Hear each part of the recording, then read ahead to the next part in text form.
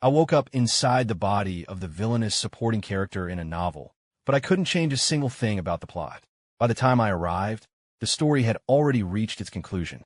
I had caused the main character to miss his chance to take the SATs, and as a result, my two older sisters forced me to my knees. My eldest sister, Sarah, struck me harshly with a cane and told me to stay on the floor and beg for forgiveness 1,000 times before I could stand up.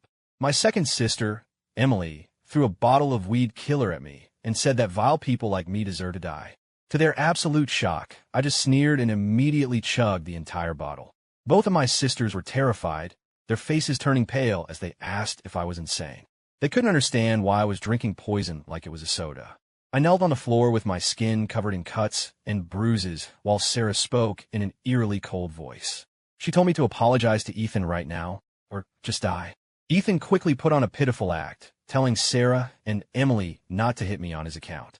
He claimed it was fine that he missed the SATs because he could just retake them next year or find a part-time job. His words only made my sisters angrier because they felt so sorry for him. Emily, wearing high heels, ruthlessly kicked me in the stomach and demanded that I apologize to Ethan immediately. I sneered as I looked at the bottle of weed killer in front of me, realizing this was what it felt like to be a disposable character treated like trash by my own family. I picked up the bottle, twisted off the cap, and drank the whole thing in one go. Emily screamed in terror, her face turning white, while even the usually calm Sarah began to panic. She asked if I was insane and how I could actually drink that stuff. My vision started to blur, but I wasn't afraid because the original character was a villain destined to die anyway. The book said he died right here by stabbing himself. So, I figured drinking poison wouldn't change the final outcome. I was wrong, though, because I didn't die. The guy who sold the weed killer had watered it down to save money, and he was standing there clutching his chest in relief. He thanked God that he had swapped the real poison for a fake version. Otherwise, he would have been in serious trouble. Emily stood beside me with red, teary eyes, claiming she had only been joking and asking how I could actually drink it. She wanted to know when I had become so fragile. The original character wasn't fragile. He was a villainous plot device meant to frame the protagonist, Ethan, and his story always ended in death. Not long ago, the original Alex had put laxatives in Ethan's food to stop him from taking the SATs. However, the original Alex had gotten scared halfway through and swapped the tainted food for a normal meal. Since Ethan still claimed he couldn't take the exam due to stomach issues, it was obvious he was just faking it. Emily asked why I was being so quiet, and I was surprised to see a hint of concern in her eyes.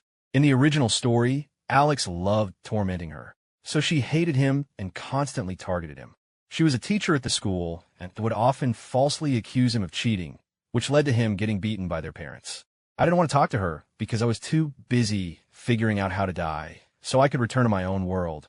When Emily grabbed my hand and tried to force me to speak, I shoved her away so hard that she crashed onto the floor. Sarah suddenly appeared and slapped me hard, screaming at me for pushing Emily. She was the eldest sister and had always been indifferent toward me, only showing a bit of kindness as we got older. That kindness vanished the moment Ethan, the adopted son, entered our lives. Ethan was the Miller family's adopted son, and the entire family favored him because of his protagonist status. Sarah scolded me, saying I was hopeless for making Ethan miss his SATs and for pushing Emily. I felt a surge of anger on behalf of the original Alex, who had desperately tried to win Sarah's affection by making her breakfast and doing her chores. In return, she only ever made him kneel and endure punishments.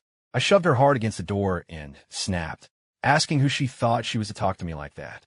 Ethan suddenly appeared at the door, acting shocked that I would treat our sister this way, and his smug expression irritated me. I couldn't understand how a guy like him was the hero, so I got up and slapped him hard, telling him he was just an outsider who shouldn't be talking.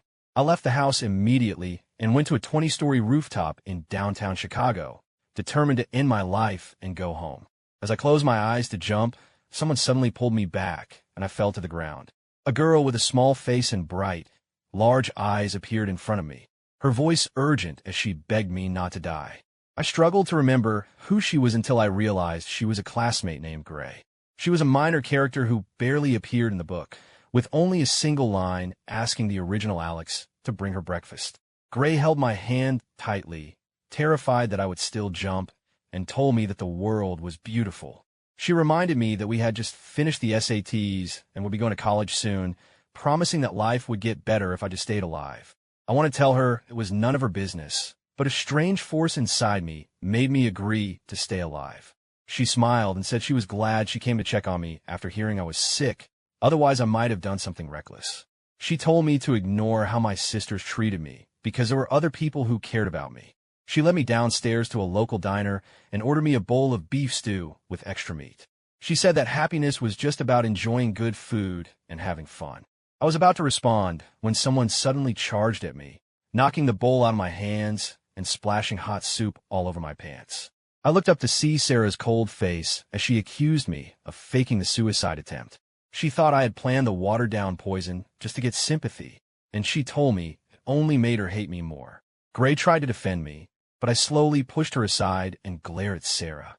With a sudden movement, I threw the remains of my food right at her perfectly made-up face. I yelled at her for interrupting my meal and threw another handful of food at her. She stepped back in disbelief as I threatened to use something much worse than soup if she ever came at me again. I smirked and tossed a piece of meat in her open mouth, telling her to shut up. I had always hated Sarah while reading the novel because of how she mistreated Alex to favor Ethan. She always forced me to give in to Ethan, even taking my hard-earned scholarship money to buy him a guitar. As I walked Gray home, she told me to change out of my wet clothes, and I nodded in agreement. I had figured out that Gray was the only person who actually cared about the original Alex. She looked at me curiously and noted that I had changed, since I never would have stood up to my sister like that before. I told her that people have to grow up, deciding that as long as I was in this body, I wouldn't let Alex suffer anymore. When I got home after saying goodbye to Gray, I found Emily waiting for me on the couch. I expected a lecture and tried to ignore her, but she surprised me by calling me brother and asking to talk. I was stunned because she never used that word with me. She admitted that she was the one who bought the weed killer, so she knew I hadn't tampered with it and that I had genuinely tried to kill myself. She wanted to know why, but I didn't care because her character had already driven the original Alex to his death in the book. I laughed and told her it was obvious that their constant favoritism toward Ethan had stripped Alex of all hope. I walked away before she could respond, focused only on finding a way to end my life. Apologies were useless at this point, so I decided to try using the gas stove in the middle of the night. I was just about to turn on when Ethan walked in and startled me. He sneered, accusing me of faking another suicide attempt just to get attention from our sisters. He turned on the lights and started waving a kitchen knife around, claiming he had been watching me all day. He threatened to cut himself and blame it on me, which was such a cliché villain move that it made me roll my eyes. I decided it was time to actually fight back against his nonsense. I snatched the knife and sliced my own arm, telling him we should each take a cut. He looked at me like I was insane as I turned on the gas and doused the pilot light, suggesting that we should just die together right then and there. He screamed for help, claiming I was trying to kill him, but I just ignored him and started closing the windows. By the time Emily and Sarah rushed in, the kitchen was covered in blood from my arm. Emily rushed to turn off the stove and insisted we get to the hospital, but Sarah just stood there and helped Ethan up. She argued that I was trying to kill the whole family and didn't understand why Emily wanted to save me. Emily snapped back, saying that our treatment of me was the reason I had reached this breaking point. As I started to pass out from blood loss, I found myself agreeing with her and almost wanted to tell her she was exactly right. I woke up in the hospital with my arm bandaged, and Emily begged me not to do anything reckless again. Sarah, however, rushed over and slapped me across the face. She accused me of trying to murder them, but I didn't hesitate to slap her right back. I've always believed in settling scores immediately, and I wasn't about to let her get away with hitting me. Sarah was furious and told Emily that this was the brother she was trying to protect. Emily looked disappointed and told me I had gone too far, claiming she had always stood by me even though I was being stubborn. I realized Emily was just as delusional as the rest of them, so I laughed and asked when I had ever requested her help. We ended up in a shouting match because I was tired of being pushed around by everyone. Back in my real life, work stress had already pushed me to the edge, so I finally snapped. I grabbed a knife and cut my own neck, letting the blood stain the hospital sheets while I challenged them to see who was truly the craziest. They both turned pale as ghosts and called for a doctor while Sarah tried to stop the bleeding. I suddenly had a memory of when we were kids, and my sisters actually loved me, taking me out for treats and playing music together. Those were happy times, but now they only had harsh words for me. I used to think dying would be easy, but after several failed attempts, I realized I was stuck in this world. My parents finally showed up, but my mother just scolded me for scaring Ethan, and my father told me he regretted ever having me. They had completely forgotten how they used to love me before Ethan arrived. It was heartbreaking to realize they treated a stranger like royalty while discarding their own son. I ripped the 4 out of my hand and smashed a vase, telling them to go be with Ethan if they cared about him so much. My parents left in fear, and Sarah returned only to tell me that I was useless compared to Ethan. That word, useless, was what had driven the original Alex to end his life in the first place. I felt pity for the original Alex, who had a wealthy family but was written into a tragedy by the author. After Sarah left, Emily stayed and told me that if I really wanted to die, I should do it somewhere where they wouldn't find me. Emily looked at me with disappointment, saying she had tried to reach out with sibling love, but that I was just using suicide as a threat. I told her that next time, I'd make sure they didn't find me, which left her speechless. She walked out, and just as I was planning my next move, Gray appeared with red eyes. She reminded me of my promise to go to college with her and handed me a pink love letter, confessing that she had loved me for a long time. I felt a strange pang of emotion that wasn't my own, likely a lingering feeling from the original Alex. Gray begged me not to die, and as I read her letter calling me her god, I found myself crying uncontrollably. I told her she shouldn't waste her time on a useless person like me, but she insisted I wasn't useless. She hugged me and begged me to stay, and for a moment, I almost wanted to agree. Her letter was incredibly moving, and I realized that the original Alex had left a message for me on the pages of a book, asking me to end his life so Gray could start over. He knew he was just an NPC and wanted to free her from his tragic fate. I had to prioritize my own return home, even though Gray spent the next few days showing me the beauty of the world. Eventually, Emily and Sarah invited me to a birthday party on a rooftop, claiming they wanted to make amends. The original Alex's consciousness had completely faded after he wrote that final plea. I agreed to attend the party because I wanted to say a final goodbye and ensure they would never forget how I died. At the party, my parents were busy introducing Ethan to influential people, ignoring me as usual.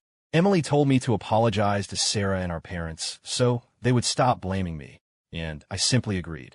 Ethan tried to pull another stunt by threatening to jump off the railing, claiming I had been bullying him in secret. My mother immediately took his side and promised to kick me out of the house to protect him. I decided to call his bluff and grabbed his hand, dragging him toward the edge and suggesting we jump together. He was so terrified that he actually wet himself and confessed to everyone that he had lied about everything. Ethan admitted that he had faked the SAT incident just to make the family hate me.